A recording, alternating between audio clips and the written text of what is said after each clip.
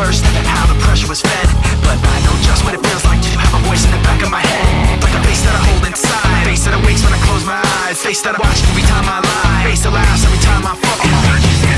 So I know that when it's time to sink or swim, the face inside is hearing me right underneath my skin. It's like a paranoid looking over my back. It's like a whirlwind inside of my head. It's like I can't stop what I'm hearing within. It's like the face inside is right beneath my skin. I know I've got a face in me, points out all my mistakes to me. You got a face on the inside too, your paranoia is probably worse. I don't know what set me on first, but I know what I can't stand. Everybody acts, but the fact of the matter is I can't add up to what you can. But everybody has a face that they hold inside, face that awakes when I close my eyes, face that watches every time they